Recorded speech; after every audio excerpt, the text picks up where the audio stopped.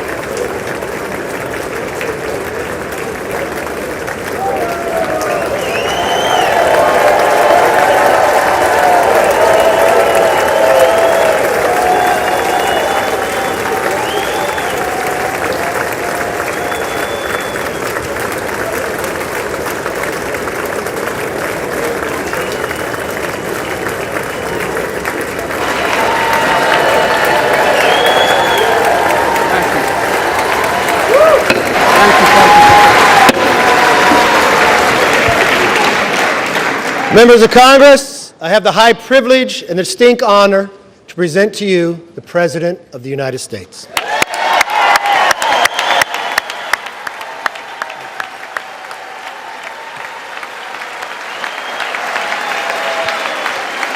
Mr. Speaker. Thank you. You can smile. It's okay.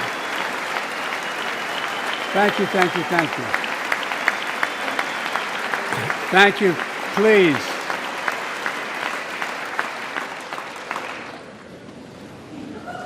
Mr. Speaker, Madam Vice President, our First Lady and Second Gentleman, good to see you guys up there.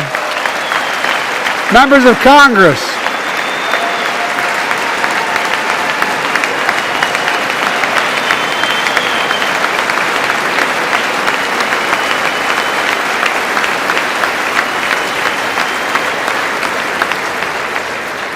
by the way, Chief Justice, I may need a court order. She gets to go to the game tomorrow, next week. I have to stay home. Got to work something out here. Members of the Cabinet, leaders of our military, Chief Justice, Associate Justice, and retired Justice of the Supreme Court, and to you, my fellow Americans. You know, I start tonight by congratulating the 118th Congress and the new Speaker of the House, Kevin McCarthy.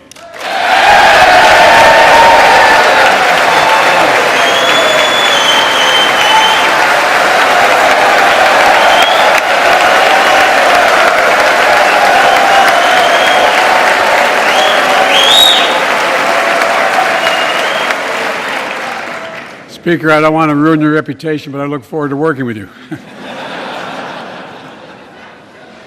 And I want to congratulate the new leader of the House Democrats, the first African-American minority leader in history, Hakeem Jeffries.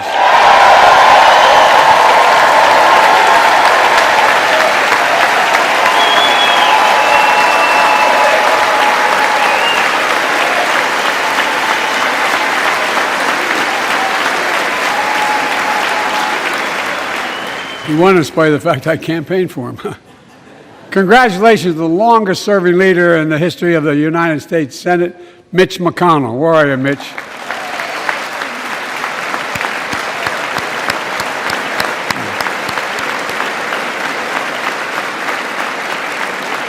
And congratulations to Chuck Schumer, another term as Senate Minority Leader. I think this time you have a slightly bigger majority, Mr. Leader, and you're the majority leader. About that much bigger? Yeah. Well, I tell you what, I want to give special recognition to someone who I think is going to be considered the greatest speaker in the history of the House of Representatives, Nancy Pelosi.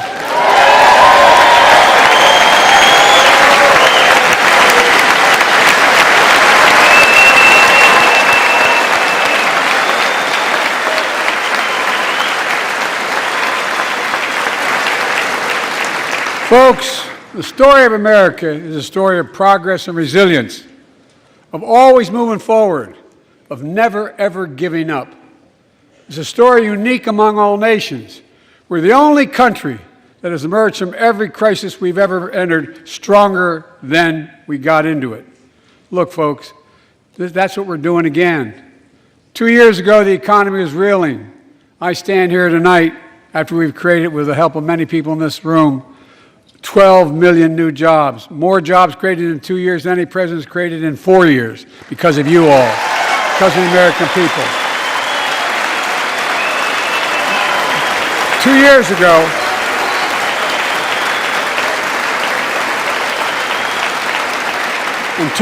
ago, COVID had shut down, our businesses were closed, our schools were robbed of so much, and today, COVID no longer controls our lives.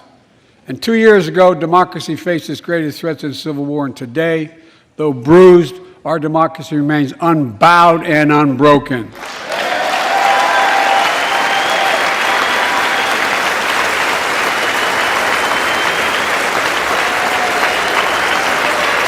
As we gather here tonight, we're writing the next chapter in the great American story, a story of progress and resilience.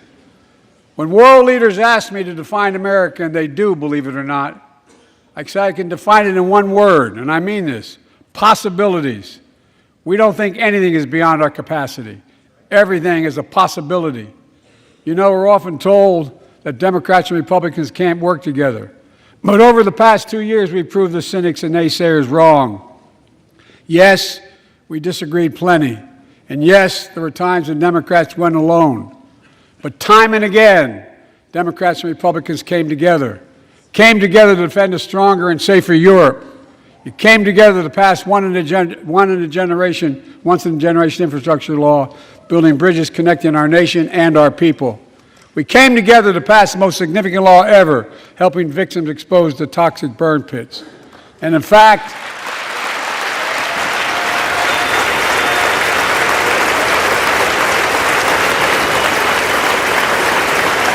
it was important.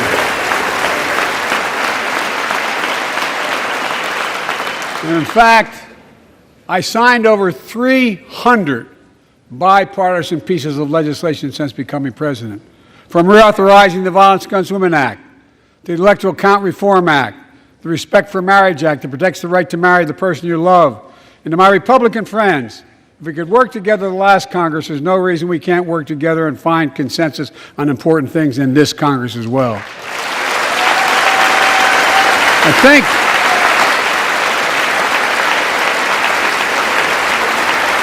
folks, you all are as formed as I am, but I think the people sent us a clear message.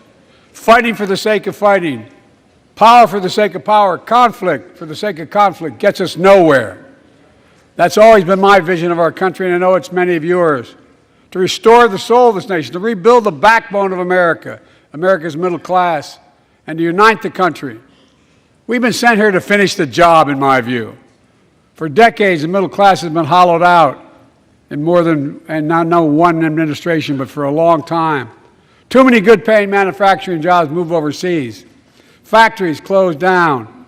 Once thriving cities and towns that many of you represent became shadows of what they used to be.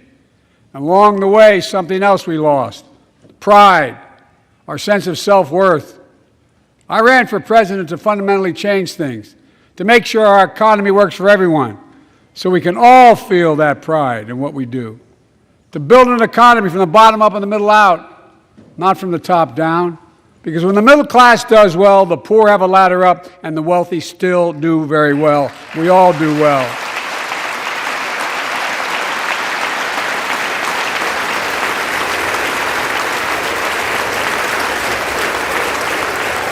I know a lot of you always kid me for always quoting my dad, but my dad used to say, "Joey, a job's about a lot more than a paycheck." He really would say this. It's about a lot more than a paycheck. It's about your dignity. It's about respect. It's about being able to look your kid in the eye and say, "Honey, it's going to be okay," and mean it. Well, folks, so let's look at the results. We're not finished yet by any stretch of the imagination, but unemployment rate is at 3.4%, a 50-year low. A near record unemployment. Near record unemployment for black and Hispanic workers. We've already created, your help, 800,000 good-paying manufacturing jobs, the fastest growth in 40 years. And where is it written? Where is it written that America can't lead the world in manufacturing? And I don't know where that's written. For too many decades, we imported projects and exported jobs. Now, thanks to what you've all done, we're exporting American products and creating American jobs. Folks, inflation has been a global problem because the pandemic disrupted our supply chains, and Putin's unfair and brutal war in Ukraine disrupted energy supplies as well as food supplies, blocking all that grain in Ukraine. But we're better positioned than any country on earth right now. But we have more to do. But here at home, inflation is coming down. Here at home, gas prices are down $1.50 from their peak. Food inflation is coming down, not fast enough, but coming down. Inflation has fallen every month for the last 6 months, while take-home pay has gone up. Additionally, over the last 2 years, A record 10 million Americans applied to start new businesses. 10 million. And by the way, every time someone starts a small business is an act of hope. And Madam Vice President, I want to thank you for leading that effort to ensure that small businesses have access to capital and the historic laws we enacted that are going to just come into being. Standing here last year, I shared with you a story of American genius and possibilities. Semiconductors, small computer chips the size of a fingerprint that power everything, from cell phones to automobiles and so much more. These chips were invented in America. Let's get that straight. They were invented in America. We used to make 40% of the world's chips. In the last several decades, we lost our edge. We're down to only producing 10%. We all saw what happened during the pandemic when chip factories shut down overseas. Today's automobiles need 3,000 chips, each of those automobiles. But American automobiles couldn't make enough cars because there weren't enough chips. Car prices went up, people got laid off, so did everything from refrigerators to cell phones. We can never let that happen again. That's why we came together to pass the Bipartisan Chips and Science Act.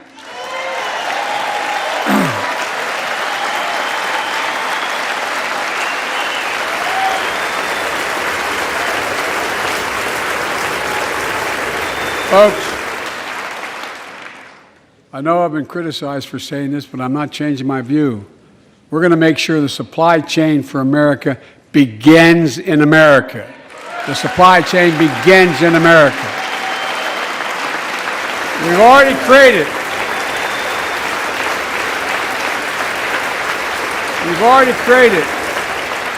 800,000 new manufacturing jobs without this law, before the law kicks in. With this new law, we're going to create hundreds of thousands of new jobs across the country. And I mean all across the country, throughout not just the coast, but through the middle of the country as well. That's going to come from companies that have announced more than $300 billion in investment in American manufacturing over the next few years. Outside of Columbus, Ohio, Intel is building semiconductor factories on 1,000 acres, literally a field of dreams. It's going to create 10,000 jobs, that one investment, 7,000 construction jobs, 3,000 jobs in those factories once they're finished. They call them factors.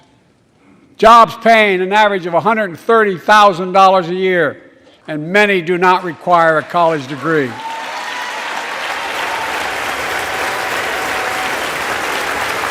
Jobs. Because we work together, these jobs where people don't have to leave home to search for opportunity. And it's just getting started. Think about the new homes, the small businesses, the medium-sized businesses. So much more that's going to be needed to support those 3,000 permanent jobs and the factories that are going to be built. Talk to mayors and governors, Democrats and Republicans, and they'll tell you what this means for their communities. We're seeing these field of dreams transform to the heartland. But to maintain the strongest economy in the world, we need the best infrastructure in the world. And folks, as you all know, we used to be #1 in the world in infrastructure. We've sunk to 13th in the world. The United States of America, 13th in the world in infrastructure, modern infrastructure. But now we're coming back because we came together and passed the bipartisan infrastructure law, the largest investment in infrastructure since President Eisenhower's interstate highway system.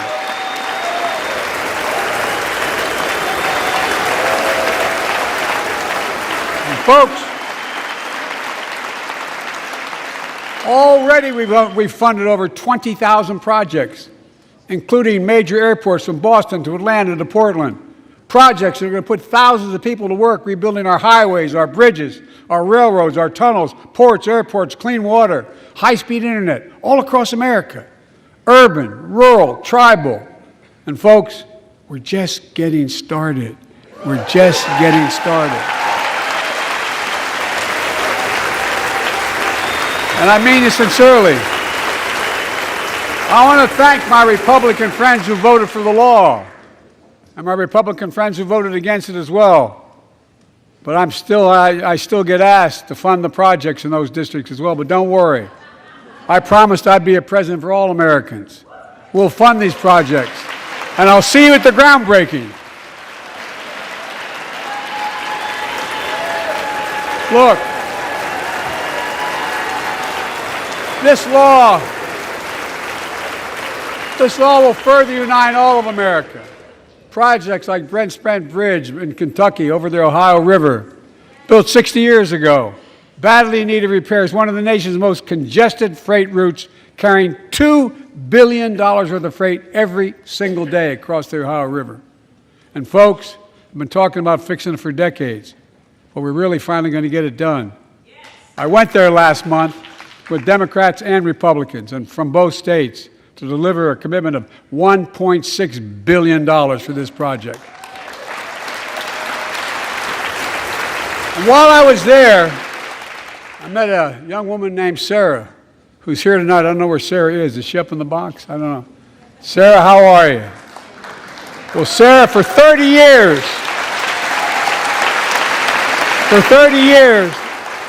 I learned, she told me she'd been a proud member of the Iron Workers Local 44, known as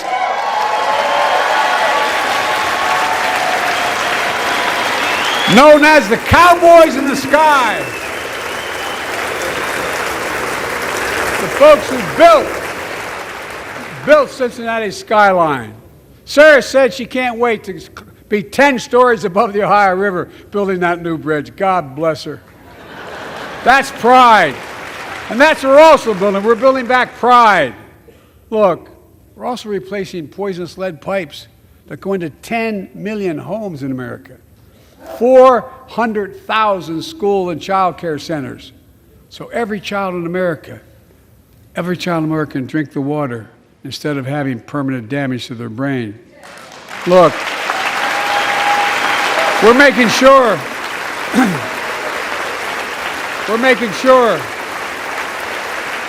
that every community in America has access to affordable high-speed internet. No parent should have to drive by McDonald's parking lot to help them do their homework online with their kids, which many thousands were doing across the country. And when we do these projects, and again I get criticized for this, but I make no excuses for it, we're going to buy American. We're going to buy American. Folks,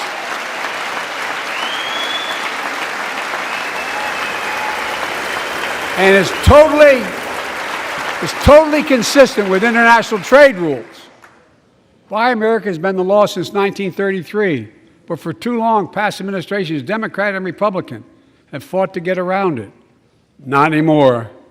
Tonight, I'm announcing new standards that require all construction materials used in federal infrastructure projects to be made in America.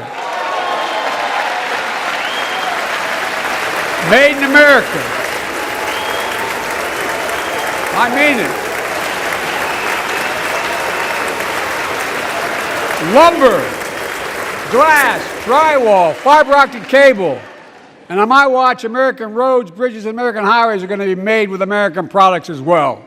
Folks, my economic plan is about investing in places and people that have been forgotten. So many of you listening to me tonight, I know you feel it. So many of you felt like you've just simply been forgotten.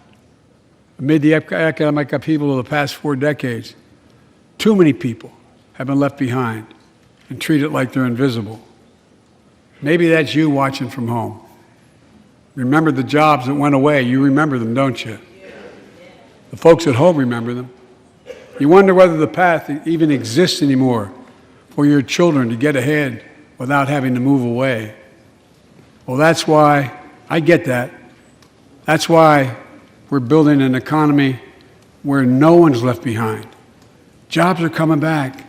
Pride is coming back. Because choices we made in the last several years. You know, this is, in my view, a blue-collar blueprint to rebuild America and make a real difference in your lives at home.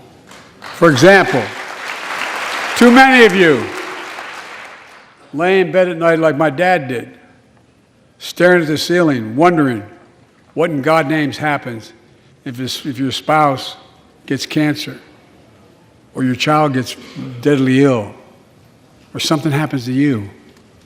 What are you going to have? You have money to pay for those medical bills? Or are you going to have to sell the house or try to get a second mortgage on it? I get it. I get it. With the Inflation Reduction Act that I signed into law, we're taking on powerful interests to bring health care costs down so you can sleep better at night with more security. You know, we pay more for prescription drugs than any nation in the world. Let me say it again. We pay more for prescription drugs than any major nation on earth. For example, 1 in 10 Americans has diabetes.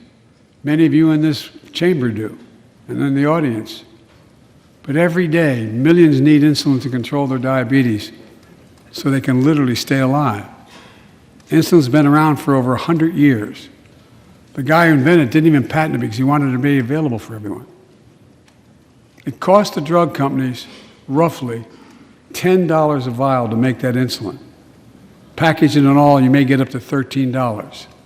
But Big Pharma has been unfairly charging people hundreds of dollars, $400 to $500 a month, making record profits.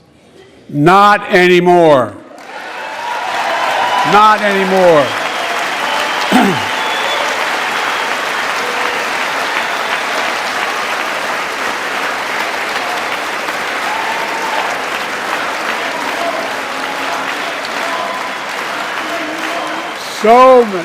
So many things that we did are only now coming to fruition. We said we were doing this, and we said we passed the law to do it, but people didn't know because the law didn't take effect until January 1 of this year. We capped the cost of insulin at $35 a month for seniors on Medicare. People are just finding out. I'm sure you're getting the same calls I'm getting.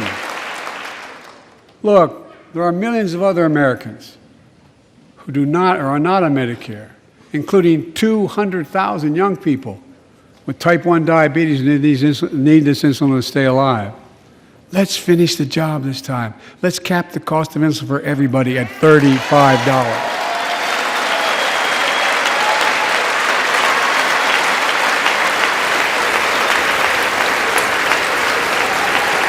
Folks, the Big Pharma is still going to do very well, I promise you all. I promise you they're going to do very well. This law also caps and won't even go into effect until 2025. It costs out-of-pocket drug costs for seniors on Medicare at a maximum of $2,000 a year. You don't have to pay more than $2,000 a year, no matter how much your drug costs are. Because you know why? You all know it. Many of you, like many in my family, have cancer. You know the drugs can range from $10,000, $11,000, $14,000, $15,000 for the cancer drugs. And if drug prices rise faster than inflation, drug companies are going to have to pay Medicare back the difference. We're finally giving Medicare the power to negotiate drug prices. Bringing down prescription drug costs doesn't just save seniors money, it cuts the federal deficit by billions of dollars, by hundreds of billions of dollars. Because these prescription drugs are drugs purchased by Medicare to keep their commitment to the seniors. Well, guess what? Instead of paying $400 or $500 a month, you're paying $15. That's a lot of savings for the federal government. And by the way, why wouldn't we want that? Now, some members here are threatening, and I know it's not an official party position, so I'm going to exaggerate, but threatening to repeal the Inflation Reduction Act. As my coach, that's okay, that's fair. As my football coach used to say, lots of luck in your senior year. Make no mistake, if you try anything to raise the cost of prescription jobs, I will veto it. Look, I'm pleased to say that more Americans have health insurance now than ever in history. A record 16 million people are enrolled in the Affordable Care Act. And thanks to the law I signed last year, saving millions are saving $800 a year on their premiums. And by the way, that law was written and the benefit expires in 2025. So my plea to some of you, at least in this audience, let's finish the job and make these savings permanent. Expand coverage of Medicaid.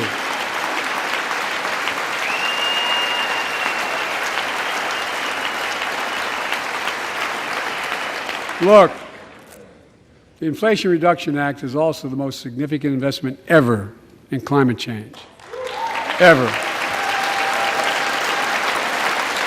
Lowering utility bills, creating American jobs, leading the world to a clean energy future. I visited the devastating aftermath of record floods, droughts, storms, and wildfires from Arizona to New Mexico to all the way up to the Canadian border.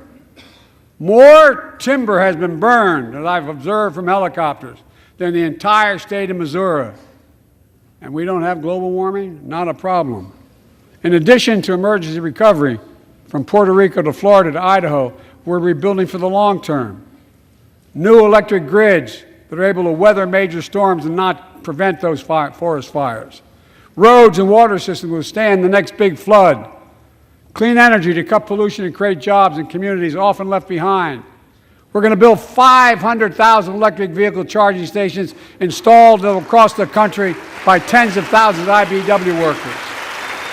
And we're helping families save more than $1,000 a year with tax credits to purchase electric vehicles and efficient appliances, energy-efficient appliances. Historic conservation efforts to be responsible stewards of our land. Let's face reality. The climate crisis doesn't care if you're in a red or blue state. It's an existential threat. We have an obligation, not to ourselves, but to our children and grandchildren to confront it. I'm proud of how America at last is stepping up to the challenge. We're still going to need oil and gas for a while. But guess what? No, we do. But there's so much more to do. We got to finish the job. And we pay for these investments in our future by finally making the wealthiest and biggest corporations begin to pay their fair share. Just begin.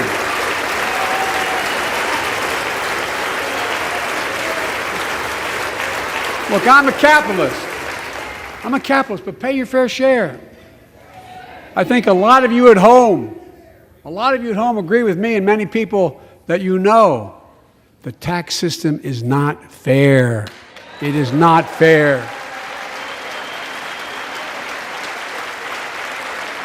Look, the idea that in 2020, 55 of the largest corporations in America, the Fortune 500, made $40 billion in profits and paid zero in federal taxes? Zero? Folks, it's simply not fair. But now, because of the law I signed, billion-dollar companies have to pay a minimum of 15%. God love them. 15%. That's less than a nurse pays.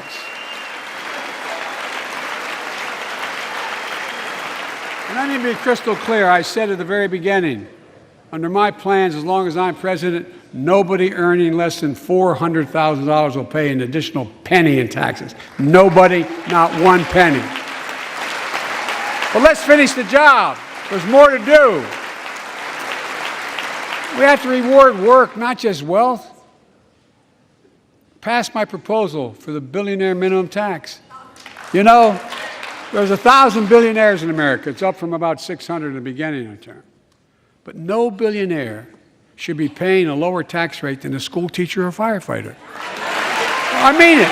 Think about it.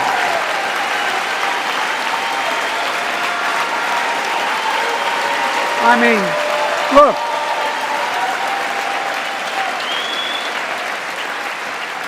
I know you aren't enthusiastic about that, but think about it. Think about it. Have you noticed Big Oil just reported its profits, record profits? Last year they made $200 billion in the midst of a global energy crisis. I think it's outrageous. Why? They invested too little of that profit to increase domestic production. And when I talk to a couple of them, they say, we're afraid you're going to shut down all the oil wells, all the oil refineries anyway, so why should we invest in them? I said, we're going to need oil for at least another decade. And that's going to exceed, and beyond that, we're going to need it. Production. If they had, in fact, invested in the production to keep gas prices down, instead, they used the record profits to buy back their own stock, rewarding their CEOs and shareholders. Corporations ought to do the right thing. That's why I propose we quadruple the tax on corporate stock buybacks and encourage long-term investments. They'll still make considerable profit.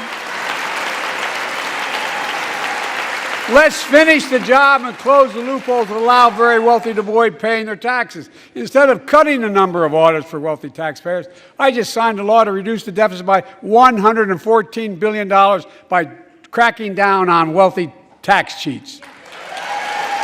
That's being fiscally responsible. In the last 2 years, my administration has cut the deficit by more than $1.7 trillion, the largest deficit reduction in American history. Under the previous administration, the American deficit went up 4 years in a row. Because those record deficits, no president added more to the national debt in any 4 years than my predecessor. Nearly 25% of the entire national debt that took over 200 years to accumulate was added by just one administration alone, the last one. They're the facts. Check it out. Check it out. How did Congress respond to that debt? They did the right thing. They lifted the debt ceiling 3 times without preconditions or crisis. They paid American bills to prevent an economic disaster in the country. So tonight I'm asking the Congress to follow suit. Let's commit here tonight to the full faith and credit of the United States of America will never, ever be questioned. Some of my Republican friends want to take the economy hostage. I get it, unless I agree to their economic plans. All of you at home should know what those plans are. Instead of making the wealthy pay their fair share, some Republicans want Medicare and Social Security to sunset. I'm not saying it's a majority. Let me give you, anybody who doubts it, contact my office. I'll give you a copy. I'll give you a copy of the proposal. That means Congress doesn't vote. Well, I'm glad to see you. And I tell you, I enjoy conversion. You know, it means if Congress doesn't keep the programs the way they are, they'd go away. Other Republicans say, I'm not saying it's a majority of you. I don't even think it's even a significant, but it's being proposed by individuals. I'm not politely not naming them, but it's being proposed by some of you. Look, folks, the idea is that we're not going to be moved into being threatened to default on the debt if we don't respond.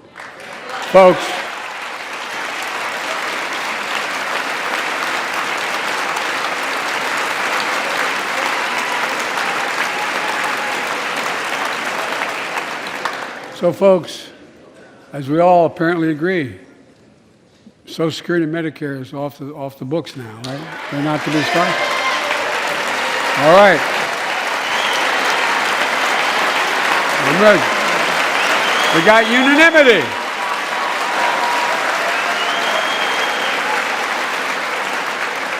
Social Security and Medicare are a lifeline for millions of seniors. Americans have to pay into them from the very first paycheck they started. So tonight, let's all agree, and we apparently are, let's stand up for seniors.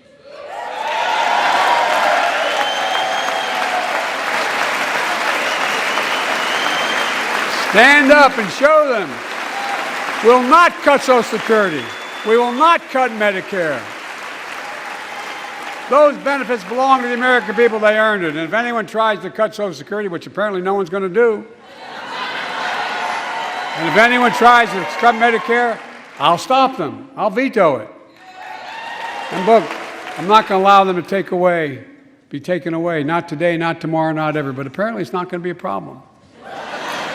Next month, when I offer my fiscal plan, I ask my Republican friends to lay down their plan as well. I really mean it. Let's sit down together and discuss our mutual plans together. Let's do that.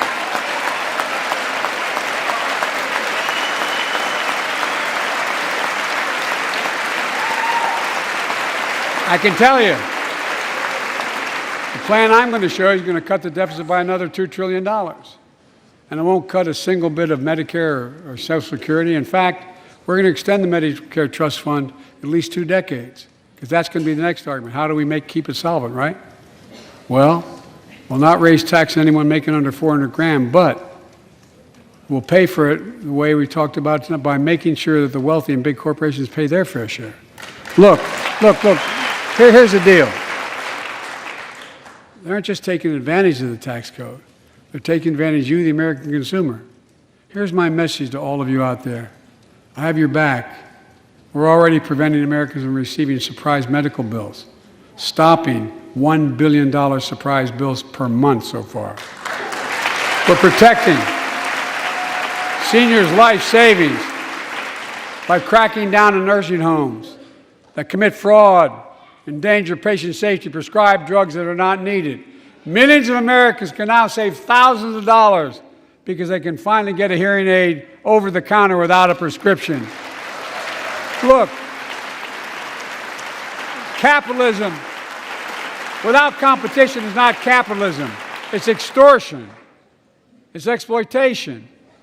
Last year, I cracked down with the help of many of you on foreign shipping companies that were making you pay higher prices for every good coming into the country. I signed a bipartisan bill that cut shipping costs by 90%, helping American farmers, businessmen, and consumers. Let's finish the job.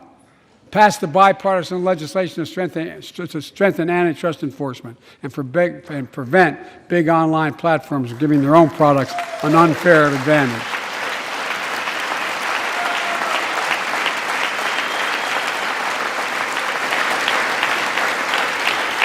My administration is also taking on junk fees, those hidden surcharges too many companies use to make you pay more. For example, we're making airlines show you the full ticket price up front, refund your money if your flight is canceled or delayed. We've reduced exorbitant bank overdrafts by saving consumers more than $1 billion a year. We're cutting credit card late fees by 75%, from $30 to $8. Look, junk fees may not matter to the very wealthy, but they matter to most other folks in homes like the one I grew up in, like many of you did. They add up to hundreds of dollars a month. They make it harder for you to pay your bills or afford that family trip. I know how unfair it feels when a company overcharges you and gets away with it. Not anymore. We've written a bill to stop it all. It's called the Junk Fee Prevention Act. We're going to ban surprise resort fees that hotels charge on your bill. Those fees can cost you up to $90 a night at hotels that aren't even resorts. The idea that cable, internet, and cell phone companies can charge you $200 or more if you decide to switch to another provider. Give me a break. We can stop service fees on tickets to concerts and sporting events and make companies disclose all the fees up front. And we'll prohibit airlines from charging $50 round trip for a family just to be able to sit together. Baggage fees are bad enough. Airlines can't treat your child like a piece of baggage. Americans are tired of being. We're tired of being played for suckers. So pass the Junk Fee Prevention Act so companies stop ripping us off. For too long, workers have been getting stiffed, but not anymore. We're beginning to restore the dignity of work. For example, I should have known this, but I didn't until 2 years ago. 30 million workers have to sign non-compete agreements for the jobs they take. 30 million. So a cashier at a burger place can't walk across town and take the same job at another burger place and make a few bucks more. It just changed. But they just changed it because we exposed it. That was part of the deal, guys. Look it up. But not anymore. We're banning those agreements so companies have to compete for workers and pay them what they're worth.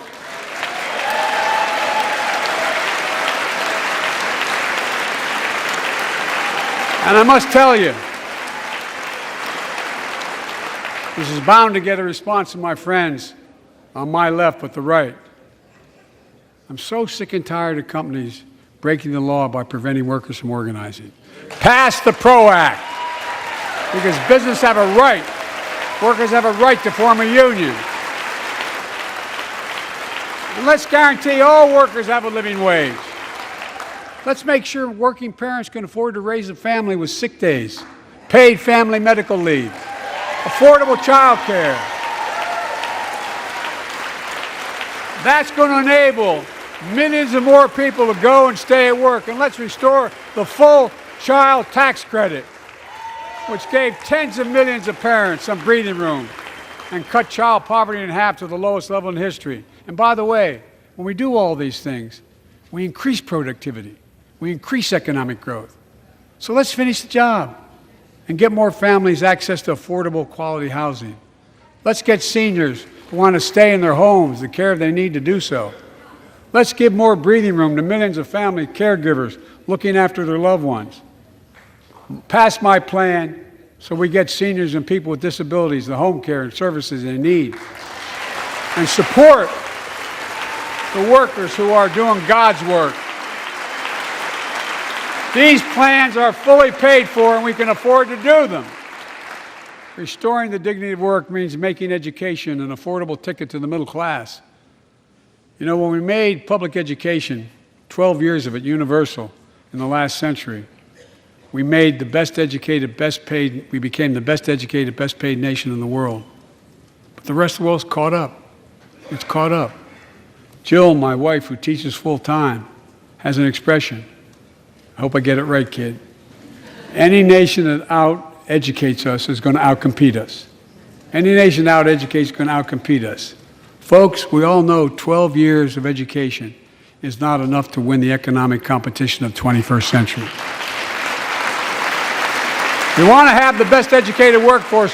Let's finish the job by providing access to preschool for 3 and 4 years old.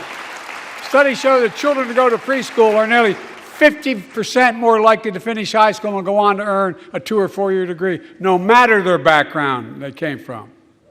Let's give public school teachers a raise.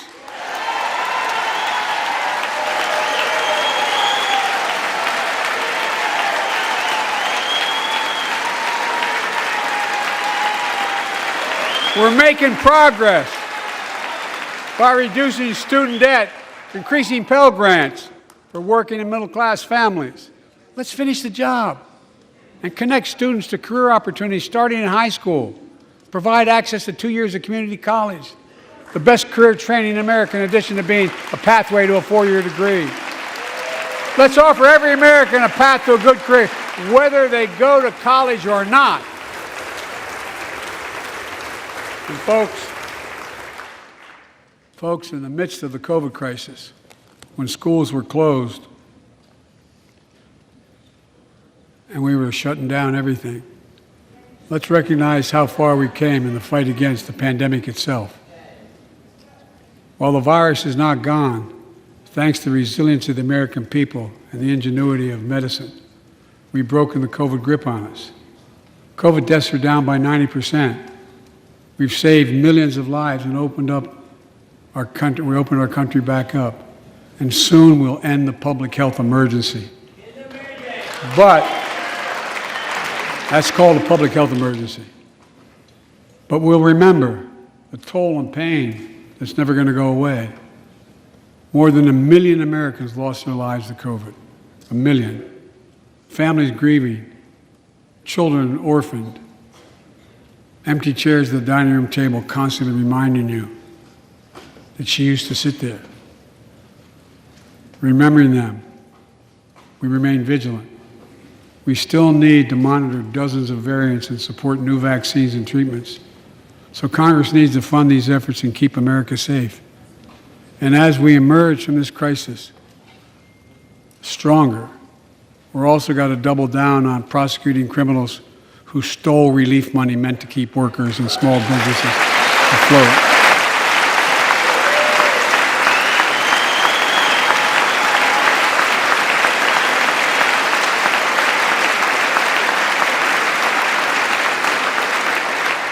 Before I came to office, you remember, during that campaign, the big issue was about inspector generals who would protect taxpayers' dollars who were sidelined. They were fired. Many people said we don't need them. And fraud became rampant. Last year, I told you the watchdogs are back. Since then, we've recovered billions of taxpayers' dollars. Now let's triple the anti-fraud strike force going after these criminals, double the statute of limitations on these crimes, and crack down on identity fraud by criminal syndicates stealing billions of dollars from the American people. And the data shows that for every dollar we put into fighting fraud, the taxpayers get back at least 10 times as much. It matters. It matters. Look, COVID left its scars, like the spike in violent crime in 2020, the first year of the pandemic. We have an obligation to make sure all people are safe. Public safety depends on public trust, as all of us know. But too often that trust is violated. Joining us tonight are the parents of Tyree Nichols. Welcome.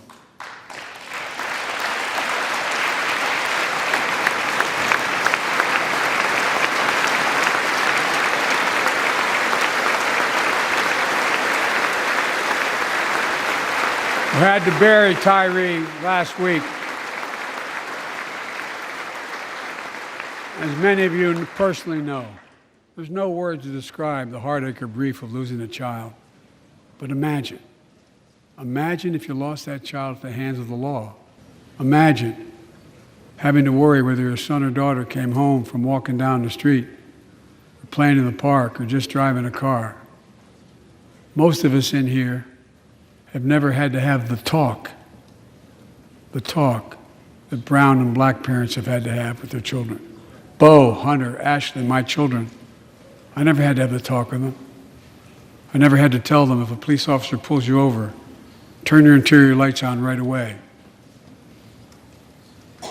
Don't reach for your license. Keep your hands on the steering wheel. Imagine having to worry like that every single time your kid got in a car. Here's what Tyree's mother shared with me when I spoke to her. When I asked her how she finds the courage to carry on and speak out. With the faith of God, she said her son was, quote, a beautiful soul, and something good will come of this. Imagine how much courage and character that takes. It's up to us, to all of us. We all want the same thing. Neighborhoods free of violence. Law enforcement who earns the community's trust. Just as every cop, when they pin on that badge in the morning, has a right to be able to go home at night, so does everybody else out there. Our children have a right to come home safely. Equal protection under the law is a covenant we have with each other in America. We know police officers put their lives on the line every single night and day. And we know we ask them in many cases to do too much, to be counselors, social workers, psychologists, responding to drug overdoses, mental health crises, and so much more. In one sense, we ask much too much of them. I know most cops and their families are good, decent, honorable people, the vast majority. But they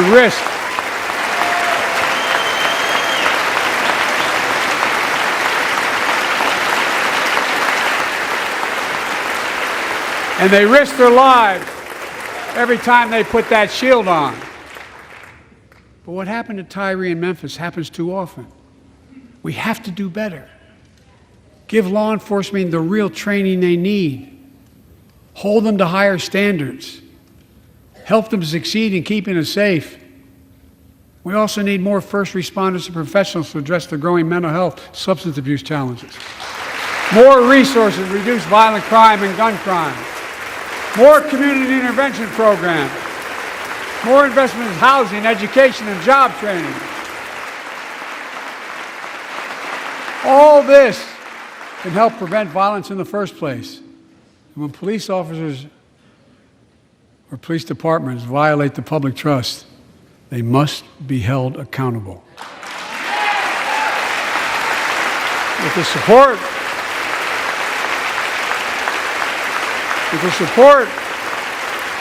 of the families of victims, civil rights groups, and law enforcement, I signed an executive order for all federal officers, banning chokeholds, restricting no-knock warrants, and other key elements of the George Floyd Act.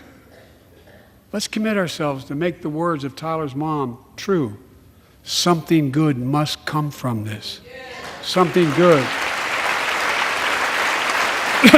And all of us,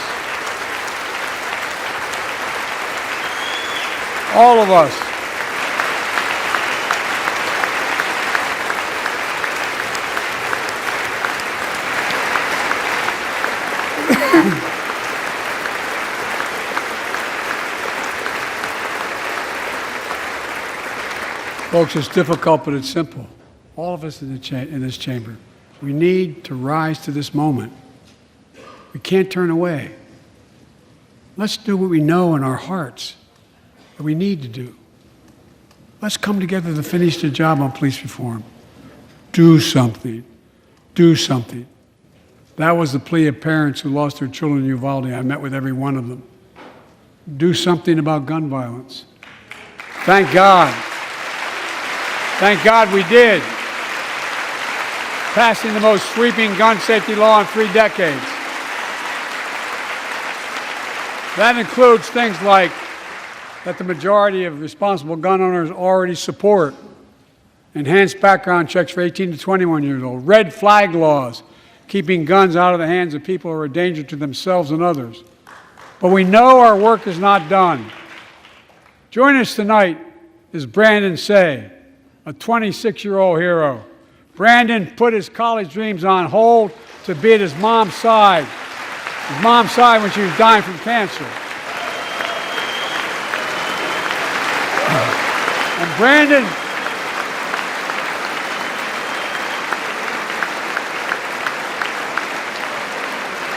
Brandon now works at a dance studio started by his grandparents. And 2 weeks ago, during the Lunar New Year celebrations, he heard the studio door close, and he saw a man standing there pointing a semi-automatic pistol at him. He thought he was going to die, but he thought about the people inside. And in that instant, he found the courage to act and wrestle the semi-automatic pistol away from the gunman who had already killed 11 people in another dance studio. 11. He saved lives. It's time we do the same. Ban assault weapons now. Ban them now. Once and for all.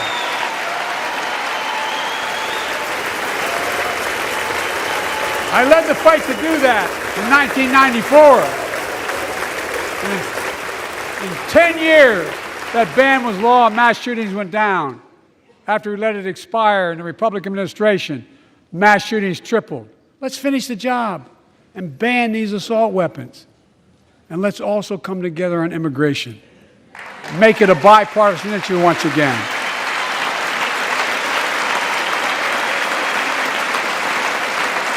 We now have a record number of personnel working to secure the border, arresting 8,000 human smugglers, seizing over 23,000 pounds of fentanyl in just the last several months. We've launched a new border plan last month. Unlawful migration from Cuba, Haiti, Nicaragua, and Venezuela has come down 97% as a consequence of that. But American border problems won't be fixed until Congress acts. If we don't pass my comprehensive immigration reform, at least pass my plan to provide the equipment and officers to secure the border.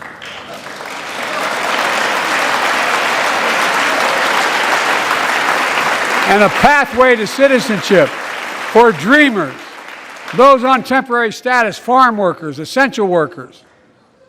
Here in the People's House, it's our duty to protect all the people's rights and freedoms. Congress must restore the right and the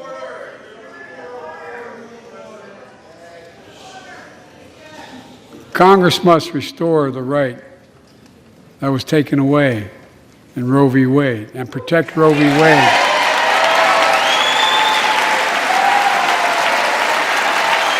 Give every woman a constitutional right.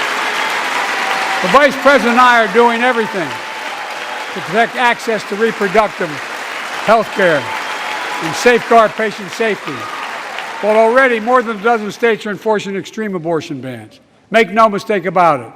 If Congress passes a national ban, I will veto it. But let's also pass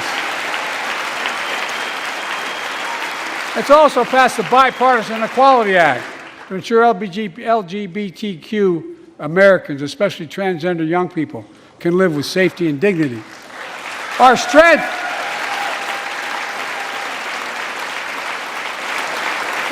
is not just the example of our power, but the power of our example. Let's remember the world's watching.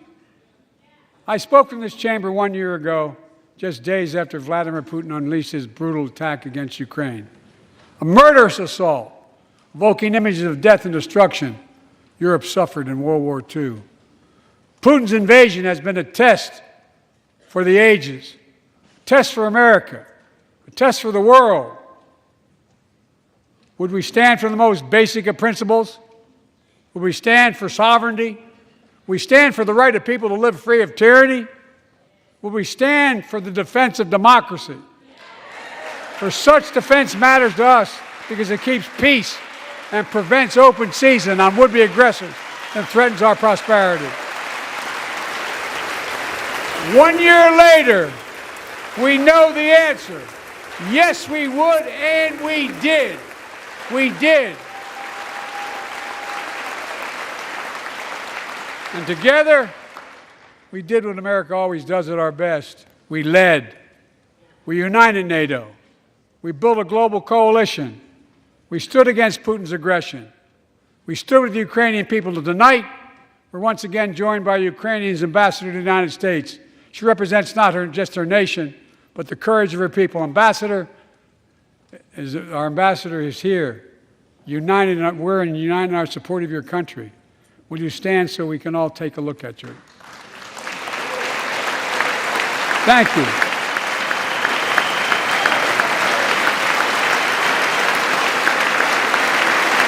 Because we're going to stand with you as long as it takes.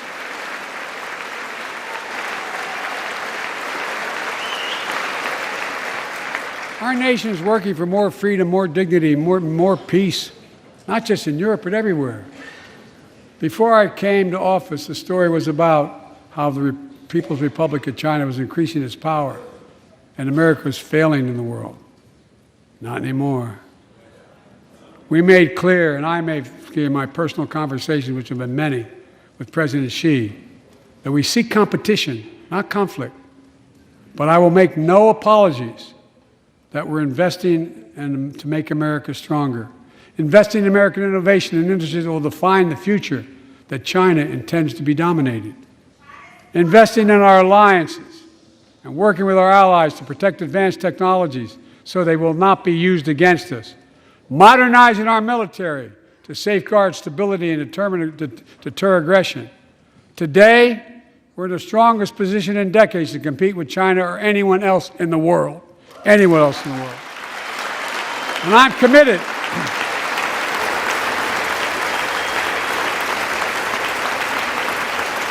I'm committed to work with China where we can advance American interests and benefit the world. But make no mistake about it. As we made clear last week, if China threatens our sovereignty, we will act to protect our country, and we did.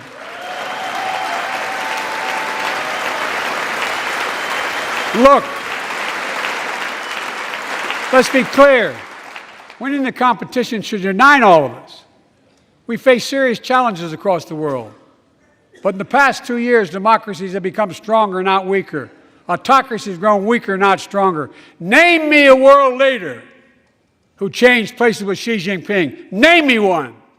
Name me one. America's rallying the world to meet those challenges, from climate to global health, to food insecurity, to terrorism, to territorial aggression. Allies are stepping up, spending more and doing more. Look, the bridges we're forming between partners in the Pacific and those in the Atlantic, and those who bet against America are learning how wrong they are. It's never, ever been a good bet to bet against America. Never.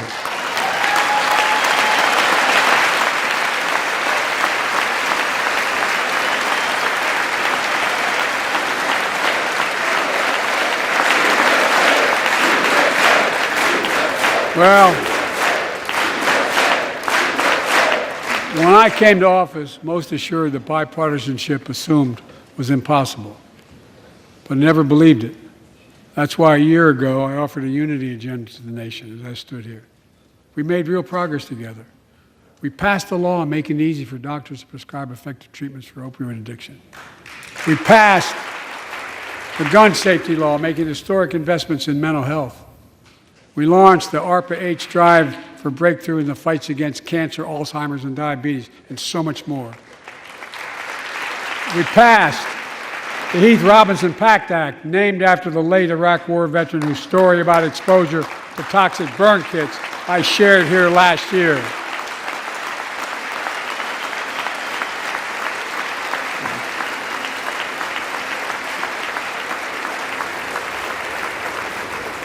I understand something about those burn pits, but there's so much more to do. We can do it together. Joining us tonight is a father named Doug from Newton, New Hampshire. He wrote Jill, my wife, a letter, and me as well, about his courageous daughter, Courtney. A contagious laugh, his sister's best friend, her sister's best friend. He shared a story all too familiar to millions of Americans and many of you in the audience. Courtney discovered pills in high school. It spiraled into addiction and eventually death from a fentanyl overdose. She was just 20 years old. Describing the last 8 years without her, Doug said, "There's no worse pain." Yet their family has turned pain to purpose, working to end the stigma and change laws. He told us he wants to start a journey toward American recovery. Doug, we're with you. Fentanyl is killing more than 70,000 Americans a year.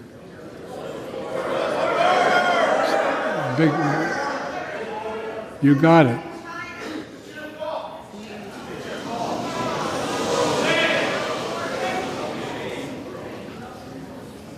So let's launch a major surge to stop fentanyl production and the sale and trafficking, with more drug detection machines, inspection cargo, stop pills and powder at the border. Working with couriers like FedEx to inspect more packages for drugs. Strong penalties to crack down on fentanyl trafficking. Second, let's do more on mental health, especially for our children. When millions of young people are struggling with bullying, violence, trauma, we owe them greater access to mental health care at their schools. We must finally hold social media companies accountable for experimenting they're doing running children for profit. It's time to pass bipartisan legislation to stop big tech from collecting personal data on our kids and teenagers online, ban targeted advertising to children, and impose stricter limits on the personal data that companies collect on all of us. Third, let's do more to keep this nation's one truly sacred obligation to equip those we send into harm's way and care for them and their families when they come home. Job training, job placement for veterans and their spouses as they come to return to civilian life. Helping veterans afford the rent, because no one should be homeless in America, especially someone who served the country.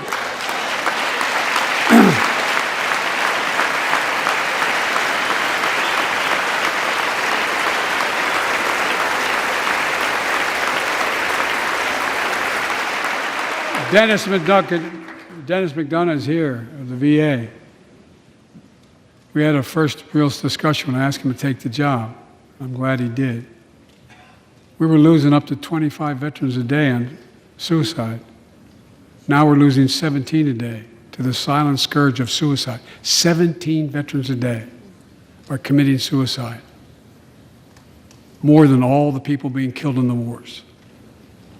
Folks, VA is doing everything it can, including expanding mental health screening, proven programs that recruits veterans to help other veterans understand what they're going through, get them the help they need.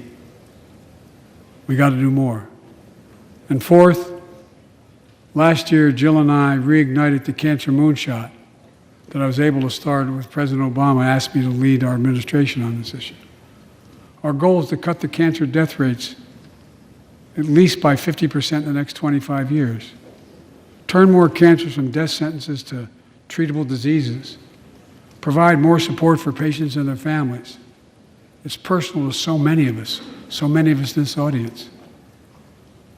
Joining us are Morris and Candice, an Irishman and the daughter of immigrants from Panama. They met and fell in love in New York City and got married in the same chapel Jill and I got married in New York City. Kindred spirits. He wrote us a letter about his little daughter, Ava, and I saw her just before I came over. She was just a year old when she was diagnosed with rare kidney disease, cancer. After 26 blood transfusions, 11 rounds of radiation, 8 rounds of chemo, 1 kidney removed, giving a 5% survival rate. He wrote how in the darkest moments he thought, if she goes, I can't stay. Many of you have been through that as well. Jill and I understand that like so many of you. And he read Jill's book describing our family's cancer journey and how we tried to steal moments of joy where we could with Bo. For them, that glimmer of joy was the half smile of their baby girl. It meant everything to them. They never gave up hope. Little Ava never gave up hope. She turns 4 next month. They just found out Ava's beating the odds, is on her way to being cured of cancer. And she's watching from the White House tonight if she's not asleep already. For the lives we can save.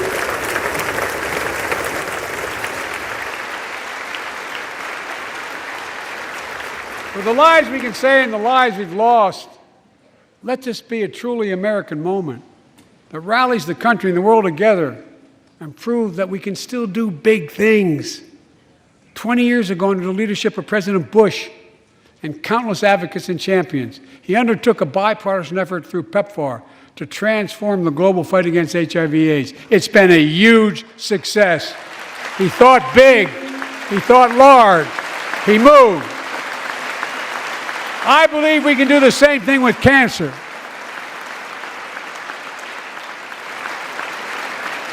Let's end cancer as we know it. Cure some cancers once and for all. Folks, there's one reason why we've been able to do all of these things. Our democracy itself. It's the most fundamental thing of all. With democracy, everything's possible. Without it, nothing is. For the last few years, our democracy has been threatened and attacked, put at risk, put to the test in this very room on January the 6th. And then just a few months ago, an unhinged big lie, assailant unleashed a political violence, the home of the then Speaker of the House of Representatives, using the very same language the insurrectionists used as they stalked these halls and chanted on January 6th. Here tonight in this chamber is a man who bears the scars of that brutal attack, but is as tough and as strong, as resilient as they get. My friend Paul Pelosi. Paul, stand up.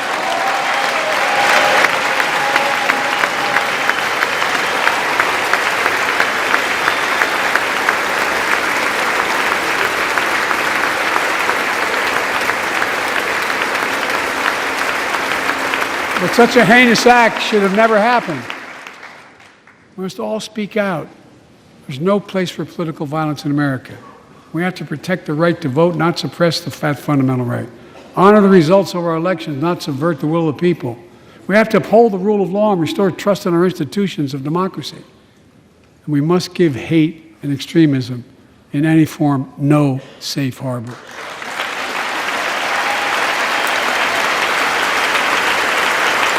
Democracy must not be a partisan issue. It's an American issue. Every generation of Americans has faced a moment where they have been called to protect our democracy, defend it, stand up for it. And this is our moment. My fellow Americans, we meet tonight at an inflection point, one of those moments that only a few generations ever face, where the direction we now take is going to decide the course of this nation for decades to come. We're not bystanders of history. We're not powerless before the forces that confront us. It's within our power of we, the people. We're facing the test of our time. We have to be the nation we've always been at our best, optimistic, hopeful, forward-looking. A nation that embraces light over dark, hope over fear, unity over division, stability over chaos. We have to see each other not as enemies, but as fellow Americans. We're good people. The only nation in the world built on an idea, the only one.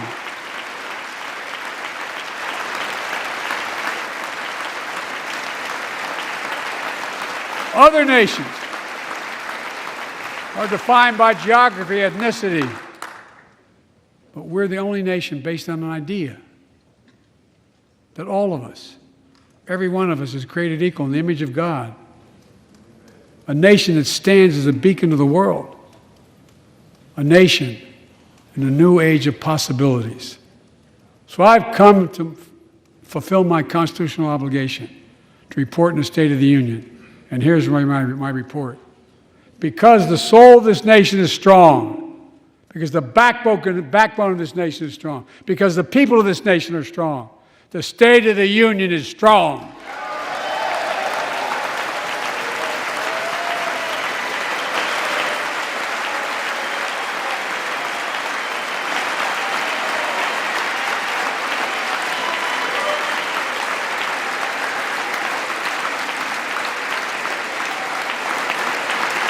I'm not new to this place.